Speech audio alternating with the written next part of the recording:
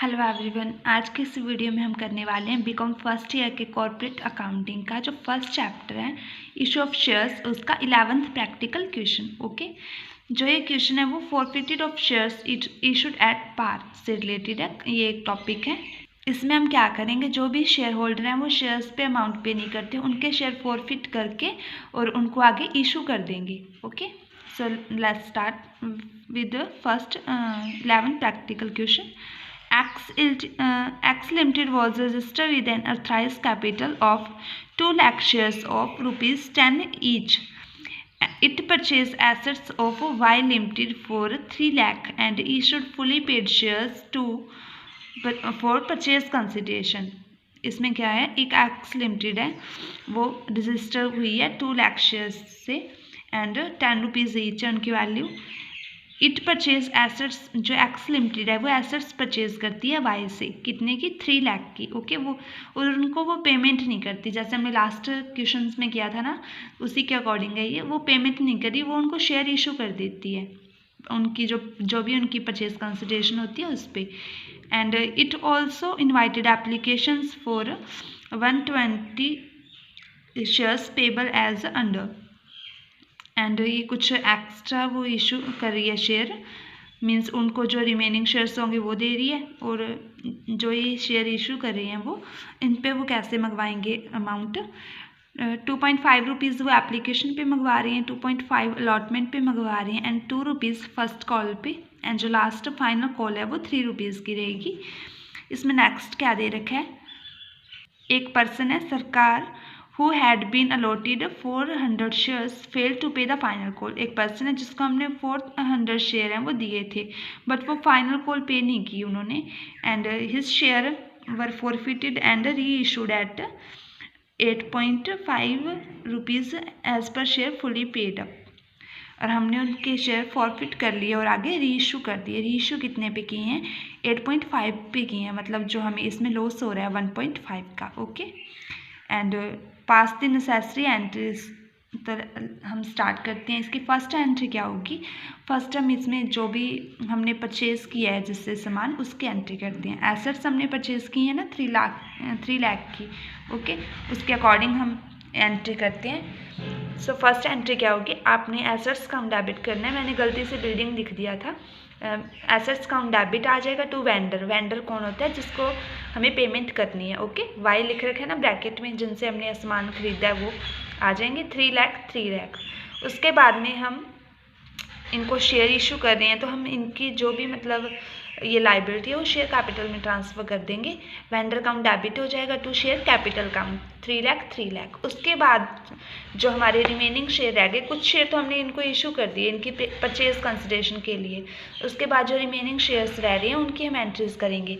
इसमें हमने क्या किया था, 1,20,000 शेयर्स हैं वो इशू किए हैं। ओके, उन पे हमें एप्लीकेशन मनी रिसीव हो रही है, allotment first and final call. So इसके फर्स्ट एंट्री क्या होगी, जब हमें एप्लीकेशन रिसीव होती है, bank account debit to share application account. Application money कितने पे रिसीव हो रही है, 1,20,000 के शेयर हैं, 2.5 जो हमारा प्राइस है, तो इसमें हमारे पास 3 लाख अमाउंट आ जाएगी एप्लीकेशन मनी पे। 3 लाख आ गया। उसके बाद जो एप्लीकेशन पे मनी आई है उसको हम ट्रांसफ़र कर देते हैं शेयर कैपिटल में। उसकी एंट्री क्या होगी, share application account debit 3 lakh and to share capital account. Okay, उसके बाद हमें अलॉटमेंट ड्यू करनी है। अलॉटमेंट भी 2.5 की है ना, ये देख लो आप, अलॉटमेंट 2.5 की है। अलॉटमेंट हम ड्यू करेंगे तो इसकी एंट्री क्या रहेगी, share allotment account debit to share capital account 3 lakh. और उसके बाद जो अलॉटमेंट में, इसमें कोई प्रॉब्लम नहीं है, मतलब कोई भी कॉल इन एरियर नहीं है इसमें, तो हम फुल अमाउंट है वो हमें रिसीव हो जाएगी।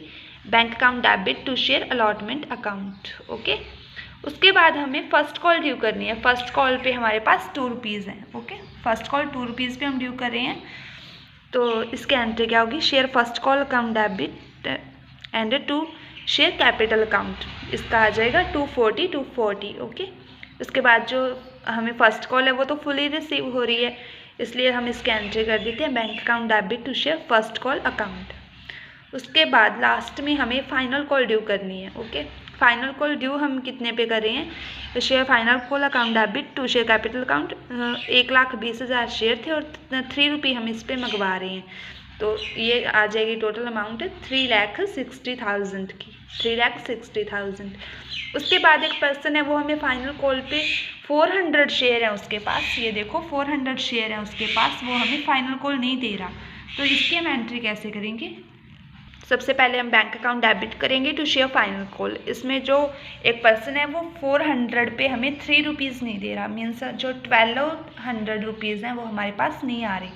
1200 रुपीज़ को हम इसमें से कम करके लिख देंगे। ओके, आप चाहो तो यहाँ पे कॉल इन एरिया को भी डेबिट कर सकते हो, उसमें 1200 रुपीज़ लिख सकते हो, और अगर नहीं लिखना तो आप सीधी ऐसे एंट्री भी कर सकते हो। ओके, ये हमारी फाइनल कॉल रिसीव होगी। उसके बाद हमें क्या करना है, क्वेश्चन में दिया हुआ है कि उसके बाद his share were forfeited and री इशू, उसके शेयर हमें फॉरफिट करने हैं। अगर हम शेयर इशू करते हैं तो हम जो हमारी शेयर कैपिटल होती है उसको हम क्रेडिट करते हैं। मीन्स जब हम कोई भी शेयर हैं वो इशू करते हैं तो हमारी जो शेयर कैपिटल होती है वो क्रेडिट होती है। बट अब जब हम शेयर फॉरफिट कर रहे हैं, उनसे वापस ले रहे हैं हम शेयर, ठीक है, उनसे मतलब हम वापस ले रहे हैं, तो जो हमारी शेयर कैपिटल है वो ख़त्म हो जाएगी, इसको हम डेबिट करेंगे। शेयर कैपिटल काउंट डेबिट हो जाएगा। यहाँ पे हम 400 शेयर हैं और 10 रुपीज़ लिख रहे हैं, बिकॉज हमने जो सारी कॉल्स की अमाउंट थी वो ड्यू की हुई थी, बट उन्होंने पे नहीं की थी, इसलिए हम यहाँ पे 10 लिख रहे हैं। तो ये कितना आ जाएगा, 400 इंटू 10, 4000 रुपीज़ है, वो हमारी शेयर कैपिटल है, उसको डेबिट कर दिया। उसके बाद हम यहाँ पे फर्स्टली हम क्या लिखते हैं, जो अमाउंट हमें रिसीव नहीं हुई वो लिखते हैं हम। ओके, जैसे इसमें अगर हमें फर्स्ट कॉल नहीं रिसीव हुई होती तो हम पहले 2 शेयर फर्स्ट कॉल लिखते, उसके बाद 2 शेयर फाइनल कॉल लिखते, उसके बाद ये लिखते। यहाँ पे हमें ओनली जो फाइनल कॉल है वो रिसीव नहीं हुई है, तो हम यहाँ पे लिख रहे हैं 2 शेयर फाइनल कॉल अकाउंट। जो फाइनल कॉल है वो कितने की रिसीव नहीं हुई है, यहाँ पे देखा था हमने जो 400 शेयर हैं उन पर 3 रुपीज़ नहीं आए हैं, तो जो 1200 रुपीज़ हैं वो हमें रिसीव नहीं हुए हैं।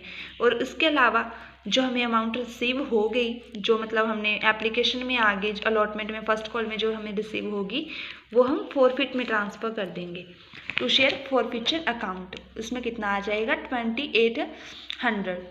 ओके, ये तो हमने फॉरफिचर की एंट्री कर ली, ये वाली। उसके बाद हमें क्या करना है, जो हमारे शेयर हैं उन्हें हम री इशू कर रहे हैं। इशू करने की एंट्री आपको पता ही है, हम क्या करते हैं, जो हमें बैंक में अमाउंट रिसीव होती है, ओके, बैंक अकाउंट डेबिट करेंगे। जो हम शेयर इशू कर रहे हैं वो हम कितने पे कर रहे हैं, 8.5 पे कर रहे हैं। 400 शेयर इशू कर रहे हैं, 8.5 पे कर रहे हैं। हमारे पास बैंक में ये अमाउंट आ रही है 3400, और हमें लॉस हो रहा है बिकॉज जो हमारा एक शेयर था वो 10 रुपीज़ का था, बट ये कम पे हम दे रहे हैं अभी। तो जो हमारा जो लॉस होगा वो हम शेयर फॉरफिचर अकाउंट से कवर कर लेंगे। हमारे फॉरफिचर अकाउंट में पड़े हैं ना 2800, उससे हम लॉस है वो कवर कर लेते हैं। 600 जो मतलब टोटल हमारी शेयर कैपिटल थी वो इतने की थी ना, और इसे ही हम क्रेडिट कर रहे हैं टू शेयर कैपिटल। जो हमारा लॉस है वो हम शेयर फॉरफिचर अकाउंट से हमने कवर कर लिया। उसके बाद जो एक लास्ट एंट्री होती है, वो जो भी हमारा जो फॉरफिचर में जो अमाउंट पड़ी होती है उसको हम कैपिटल रिजर्व में ट्रांसफ़र करेंगे। ओके, जो हमारे फॉरफिचर की अमाउंट थी वो कितनी थी, पहले 2800 थी, 600 हमने यहाँ पे यूज़ कर लिया, तो हमारे पास कितने रह गए, 2200 रह गए। अभी हम इसको कैपिटल रिजर्व में ट्रांसफ़र करेंगे। जो शेयर फॉरफिचर अकाउंट है उसको डेबिट कर देंगे and to capital reserve account. Okay, ये हमारे पास कितना आ जाएगा, 2200। ये था हमारा 11th प्रैक्टिकल क्वेश्चन। ओके, और इसी के अकॉर्डिंग आप जो इसमें बैलेंस शीट बनानी है और कैश अकाउंट बनाना है वो आप मेंटेन कर लेना। मैंने आपको जनरल एंट्रीज करवा दी हैं। अगर वीडियो अच्छी लगी तो वीडियो को लाइक कर देना, चैनल को सब्सक्राइब कर देना। Okay, thank you.